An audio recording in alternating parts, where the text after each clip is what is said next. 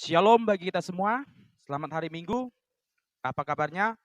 Saya harap kita semua dalam keadaan sehat dan penuh dengan sukacita. Sebelum kita merenungkan kebenaran firman Tuhan, mari kita berdoa. Tak pernah habis kami bersyukur untuk segala kebaikan dan kemurahan Tuhan dalam kehidupan kami. Di hari ini, Engkau masih memberikan napas, sukacita, kekuatan yang melimpah dalam kehidupan kami, Tuhan. Betapa kami bangga mempunyai Allah seperti Engkau, Tuhan. Dan hari ini, Tuhan, kami lebih bahagia lagi, lebih bangga lagi, Tuhan. Engkau masih memberikan waktu kesempatan yang berharga untuk kami boleh diberkati lagi melalui kebenaran firman Tuhan yang sebentar yang akan kami baca dan kami renungkan, Tuhan. Tuhan, hamba-Mu yang menyampaikan penuh keterbatasan. Biar urapan daripada Allah tercurah atas hamba. Biar setiap perkataan, setiap ucapan yang keluar dari mulut bibir hamba adalah perkataan daripada Tuhan sendiri. Adalah kehendak Tuhan sendiri yang hamba sampaikan, Tuhan. Bukan keinginanku, bukan melalui pikiranku, bukan melalui isi hatiku, tetapi Tuhan sendiri yang berbicara bagi kami semua. Di dalam nama Tuhan Yesus Kristus, kami siapkan hati dan pikiran kami untuk diberkati melalui sabda-Mu. Amin. Ya, kita semua akan membuka Alkitab kita di dalam 1 Korintus pasal yang ke-9. 1 Korintus pasal yang ke-9 ayat 24 sampai dengan 27.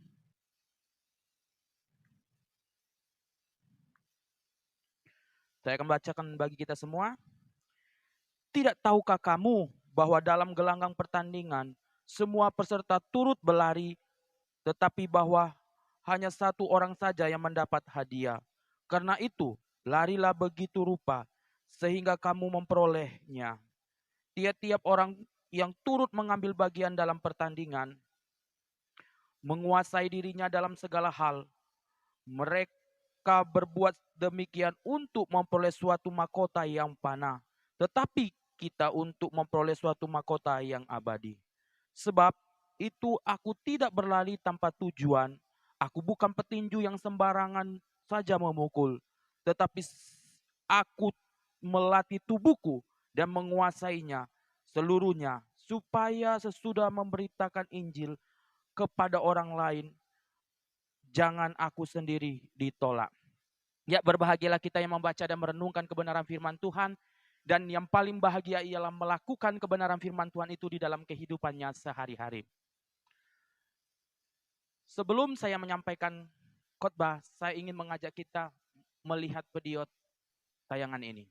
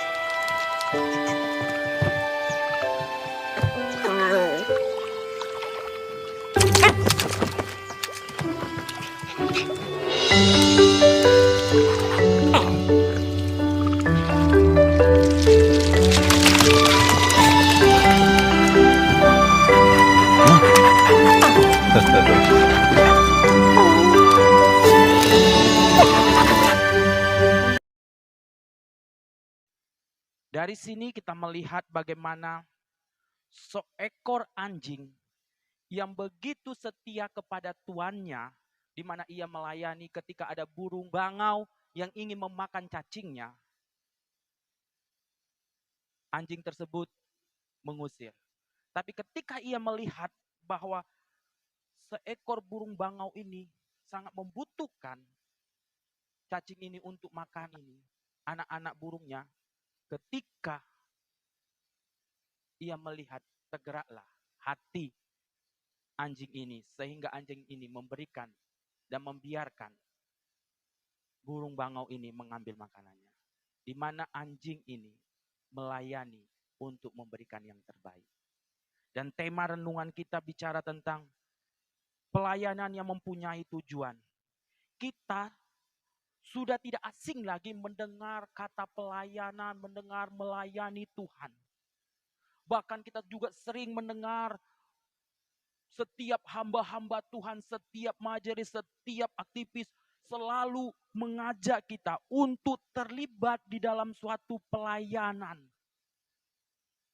Tapi banyak sebagian orang beranggapan bahwa melayani Tuhan itu hanyalah khusus orang-orang memiliki karunia,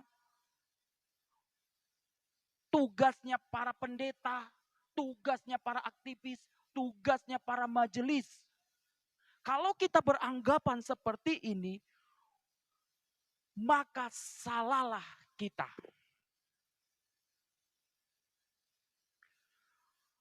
Melayani Tuhan bukan tujuan mereka saja, tetapi setiap kita yang sudah mengalami suatu keselamatan, setiap kita yang sudah percaya pada Yesus Kristus dan mengakui Dia sebagai Tuhan dan Juru Selamat di dalam kehidupan kita, kita mempunyai tugas tanggung jawab yang sama, yaitu melayani Tuhan.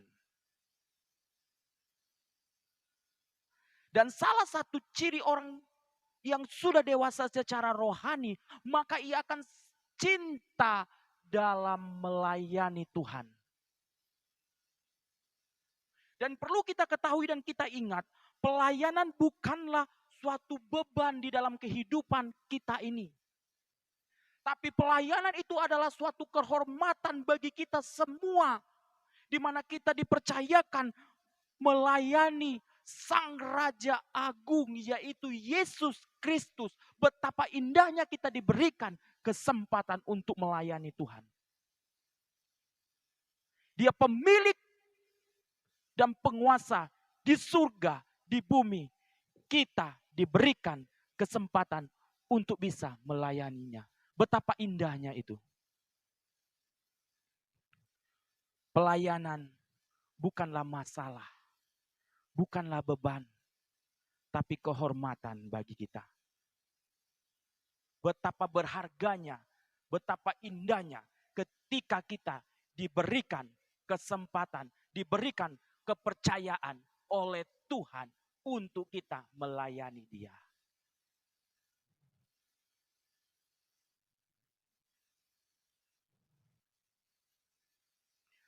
Kita melayani Tuhan.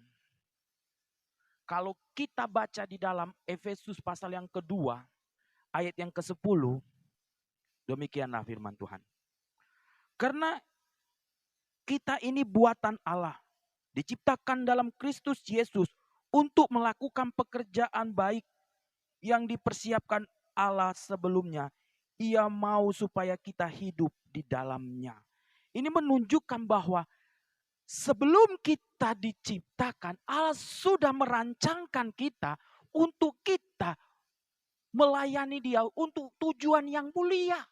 Pelayanan adalah tujuan yang sangat mulia bagi kita semua.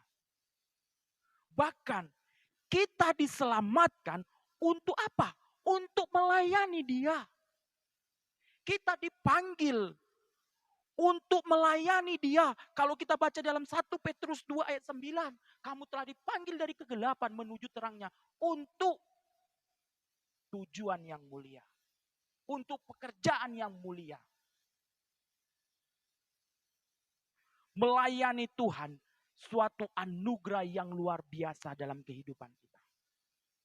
Melayani Tuhan bukan hanya dibatasi oleh tembok gereja. Seperti kita melayani sebagai usher, sebagai pemimpin pujian, sebagai pemain musik, singer, dan lain-lain.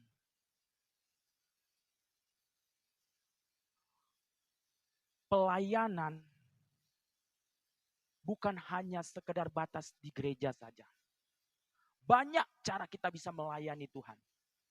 Ketika engkau sebagai pemimpin di kantormu, bagaimanakah engkau memperlakukan karyawanmu, bawahanmu?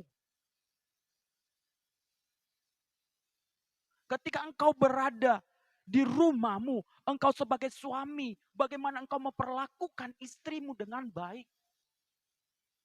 Engkau sebagai anak, bagaimana engkau kepada kedua orang tuamu? Ketika engkau sebagai mahasiswa, bagaimanakah engkau bersosial bagi mereka? Melayani Tuhan bukan hanya mimpin pujian, khotbah. Dengan gaya hidupmu, engkau juga bisa melayani. Firman Tuhan katakan, Kolose 3 ayat 23. Kerjakanlah segala sesuatunya untuk Tuhan, bukan untuk manusia. Ketika engkau berada di kantor, berarti engkau mengerjakan segala sesuatunya, bukan untuk kepentingan pribadimu. Ketika engkau sebagai suami, engkau melayani istri, bukan untuk istrimu, tapi untuk kemuliaan Allah. Ingat, kita orang percaya tidak memiliki kepribadian ganda. Waktu di gereja, engkau melayani Tuhan dengan dahsyatnya, semangatnya minta ampun, membawa puji-pujian orang sampai menangis-nangis. Tapi waktu engkau berada di tempat lingkunganmu, di tempat tinggalmu, di tempat kerjamu, di tempat di mana engkau berada, engkau tidak melayani lagi, engkau hanya sebagai seorang raja yang dilayani. Tidak demikian. Kita sebagai orang percaya, tunjukkanlah integritas kita sebagai orang percaya yang memiliki hati hamba yang selalu melayani dan melayani. Itulah tujuan hidup kita. Jadi, dalam hidup ini, kita harus melayani. Melalui sikap kita, melalui tindakan kita, melalui gaya hidupmu. Orang melihat siapa Allah yang engkau sembah.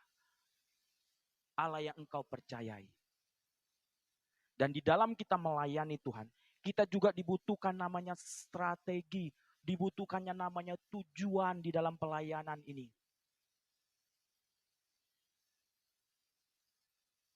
Paulus mengibaratkan di mana kita itu seperti orang berada di dalam suatu pertandingan. Seperti atlet. Ada tujuan mereka mengikuti suatu perlombaan. Kita pun juga. Apa tujuan kita melayani Tuhan? Tujuan kita untuk melayani Tuhan, yang pertama, memberitakan amanat agung. Kalau kita baca di dalam Matius 28 ayat 19 sampai 20. Di mana di situ yang menjadi pondasi kita untuk kita melayani Tuhan. Bahkan Paulus katakan, celakalah aku jika aku tidak memberitakan Injil. Amanat agung merupakan tujuan kita bersama. Kita tahu manusia hidup di dalam keberdosaan. Dosa itu membuat segala sesuatunya menjadi rusak, menjadi hancur. Di mana dosa itu membuat engkau dan Allah terputus hubungannya. Dengan sesama juga menjadi rusak hubungannya. dan juga menghancurkan hidup kita. Dosa melahirkan hal-hal yang buruk di dalam kehidupan ini. Dan kita, orang-orang yang tinggal di dalam dunia ini, masih banyak yang hidup di dalam keberdosaan.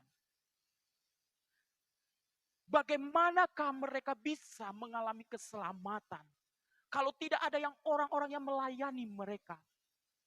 Siapakah yang bisa membawa mereka untuk mengenal Tuhan? Kita. Kita inilah yang terpanggil untuk melayani mereka. Ada juga orang yang di dalam gereja belum seutuhnya benar-benar mengenal Tuhan.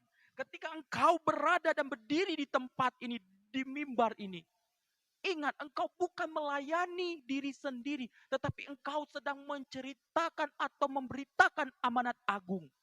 Ketika engkau di kantor, engkau ingat sedang memberitakan amanat agung. Ketika engkau sebagai mahasiswa, engkau juga harus memberitakan amanat agung. Keselamatan bukan hanya bersifat pribadi, tapi keselamatan bersifat universal. Oleh sebab itulah kita yang terpanggil untuk melayani, menceritakan amanat agung. Keselamatan bukan hanya untuk anak-anak, bukan hanya untuk orang tua, bukan juga untuk orang Yahudi. Juga keselamatan juga dibutuhkan untuk para jomblo-jomblo juga. Jadi ketika engkau melayani Tuhan, berarti engkau sedang memberitakan amanat agung. Masih banyak orang yang belum mengalami keselamatan. Kalau kita baca di dalam Roma pasal yang ke-10 ayat 14 sampai 15.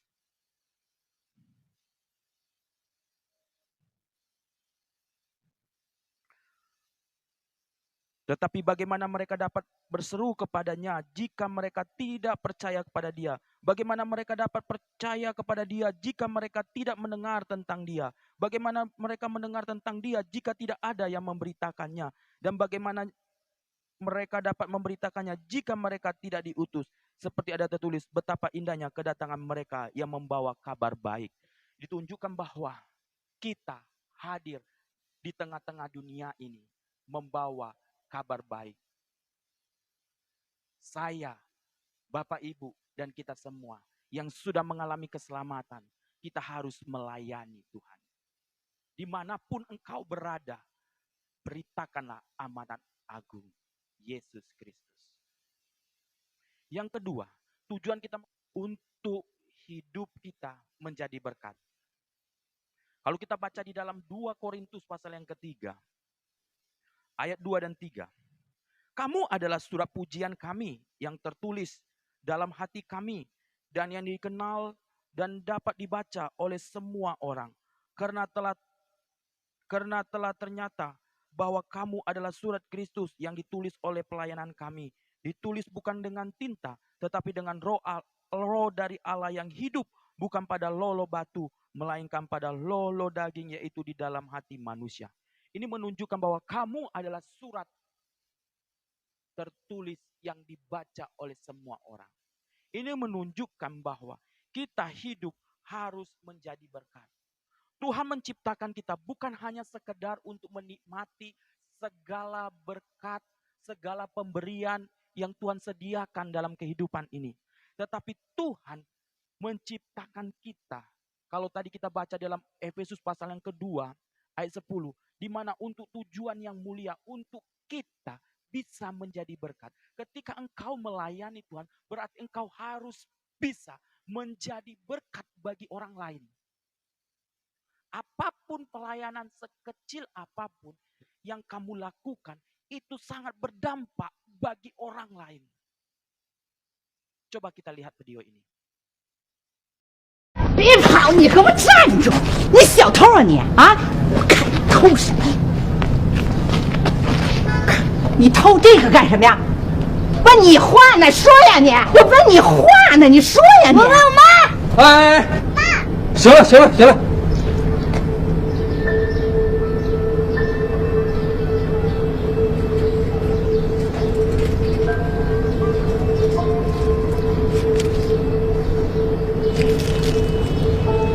头不许偷了。丫头，装几个包子过来。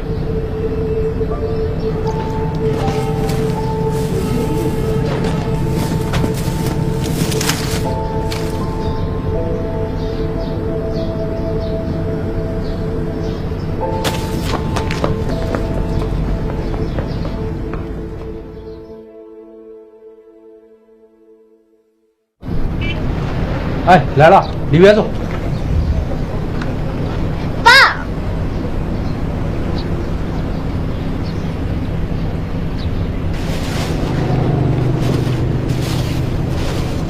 好，来吃吧。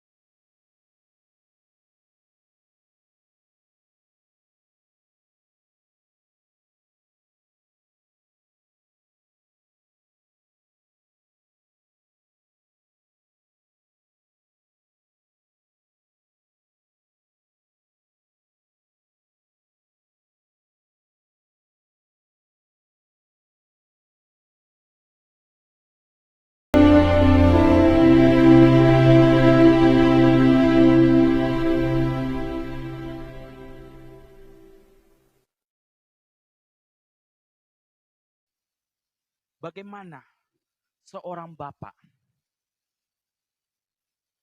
Ia juga membutuhkan uang, tetapi karena melihat anak itu membutuhkan, ia berikan uang, obat, bahkan dia berikan mie. Ketika bapak ini sakit, tidak ada lagi yang bisa menolong keuangannya. Lihat berapa tahun yang lalu dia menolong. Diingat oleh anak ini. Akhirnya yang membiayainya dokter ini sendiri. Pelayanan sekecil apapun itu sangat berdampak. Jangan kita hanya menginginkan pelayanan yang besar-besar dulu. Kerjakanlah pelayanan sekecil apapun. Ketika engkau dipercayakan sebagai aser, melayanilah dengan setia. Kerjakanlah dengan baik. Ketika engkau melayani, berarti engkau harus bisa menjadi berkat bagi orang lain.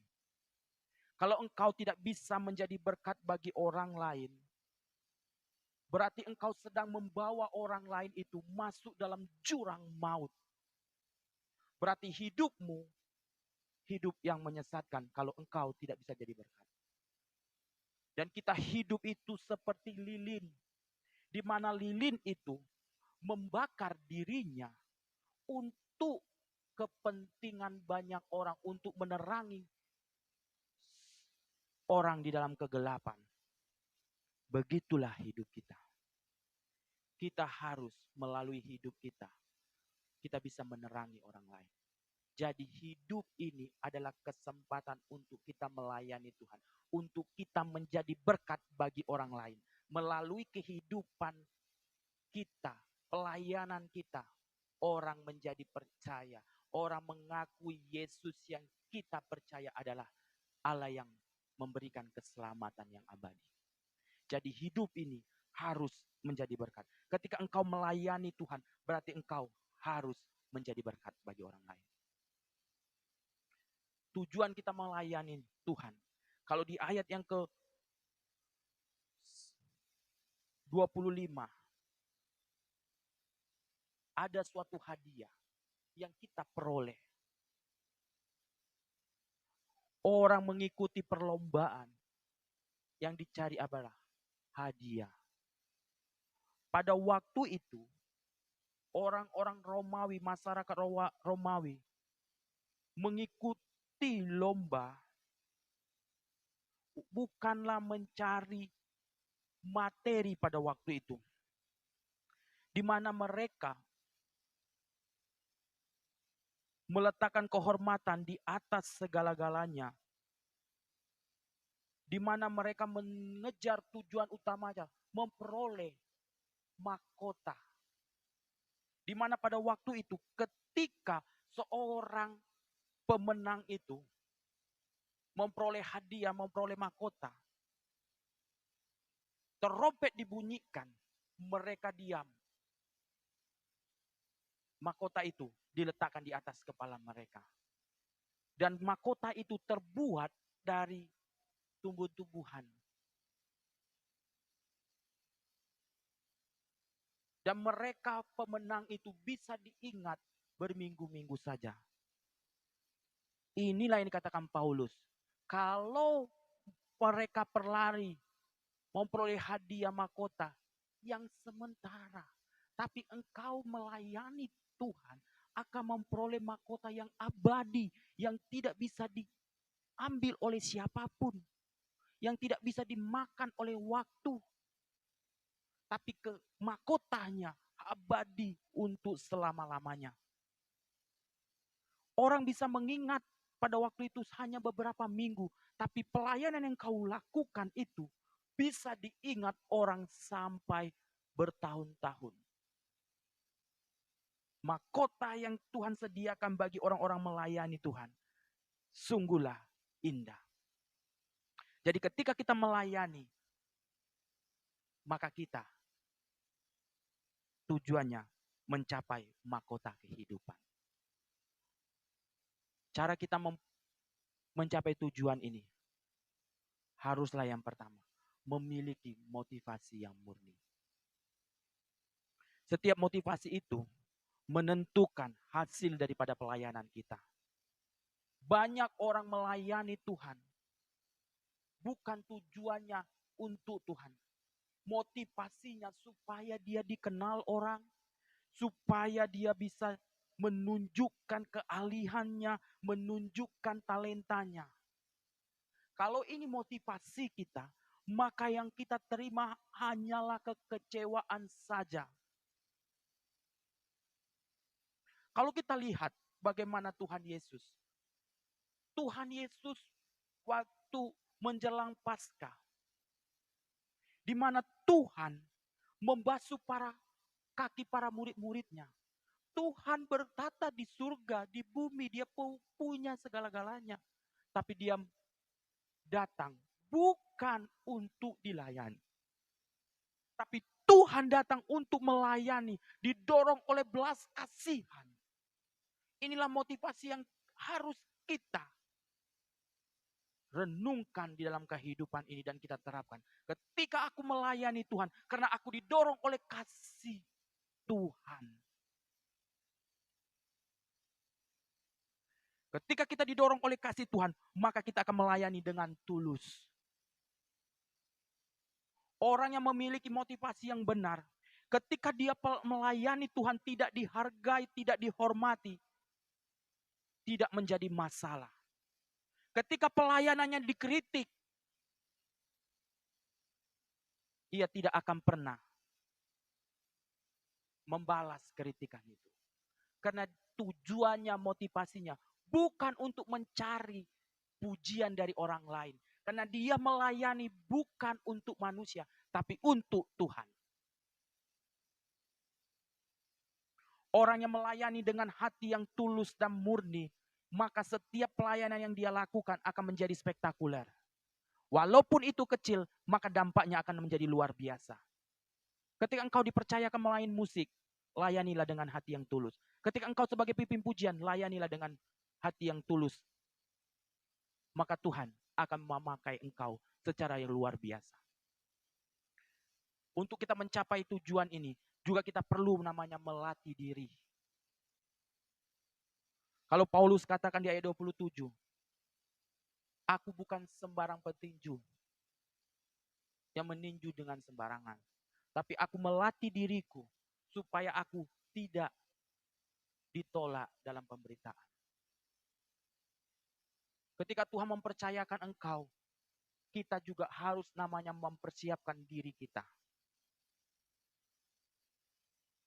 Yang terutama, persiapan secara rohani itu sangat penting.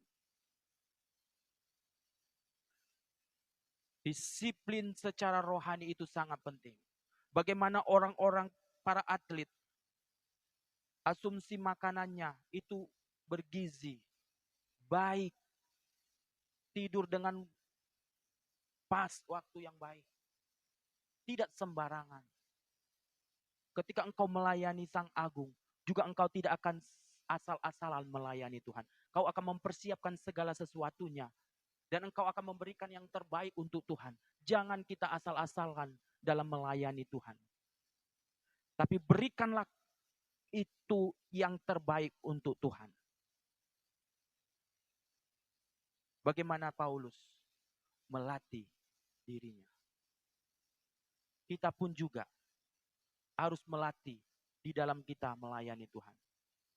Ketika orang itu berbuat dosa, kita tidak kompromi dengan dosa.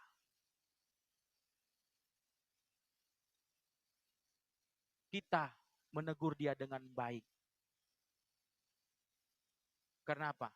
Kita tidak mau dia hidup dalam kebinasaan. Kita yang sudah melatih diri kita peka terhadap suara Tuhan, peka terhadap hal-hal yang rohani, maka kita tidak akan tahan kepada hal-hal yang hidup dalam kedosaan. Jadi, latihlah diri kita untuk masuk dalam pelayanan Tuhan. Yang selanjutnya, harus ada komitmen. Ini yang sangat perlu kita dalam melayani Tuhan. Kalau kita melihat bagaimana Paulus meninggalkan segala sesuatunya untuk Tuhan. Komitmennya hanyalah melayani Tuhan. Ketika dia melayani Tuhan bukan berarti ia berjalan dengan mulus pelayanannya. Tidak. Begitu banyak tantangan yang dia hadapi. Bagaimana orang-orang selalu ingin menjatuhkan dia. Bahkan dia selalu difitnah. Bahkan hampir mati. Apakah Paulus menyerah dengan begitu saja? Tidak. Karena dia memiliki suatu komitmen untuk tetap setia melayani Tuhan. Kondisi apapun yang menerpa dalam kehidupan dia tidak akan berhenti melayani Tuhan. Kalau kita juga memiliki suatu komitmen dalam hidup ini, maka kita tidak akan pernah berhenti melayani Tuhan.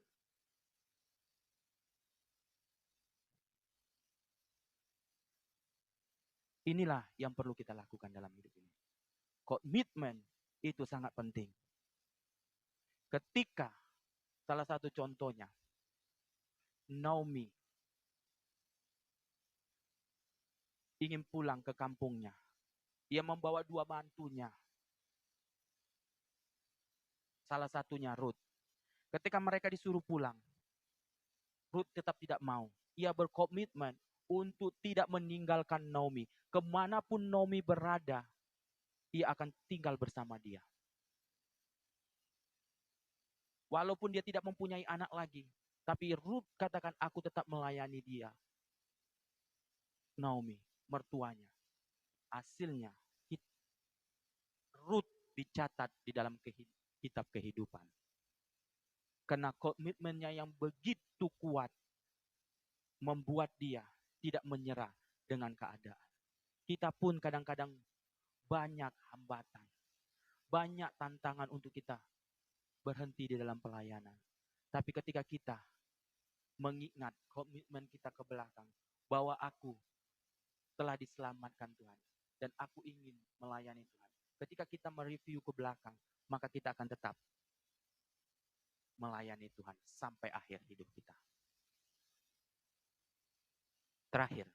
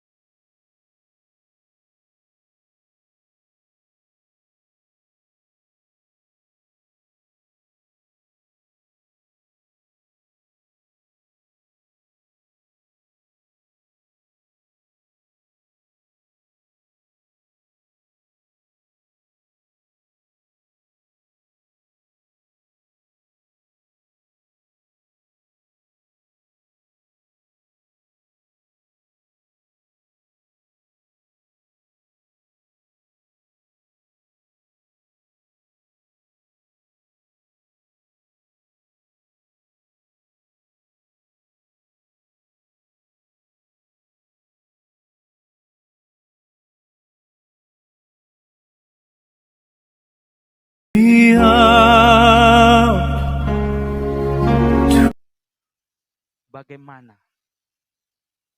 kalau kita lihat video ini, seorang Derek, seorang pelari yang dijago-jagokan, tapi waktu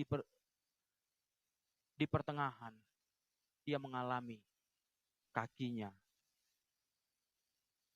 cedera. Dia tidak menyerah.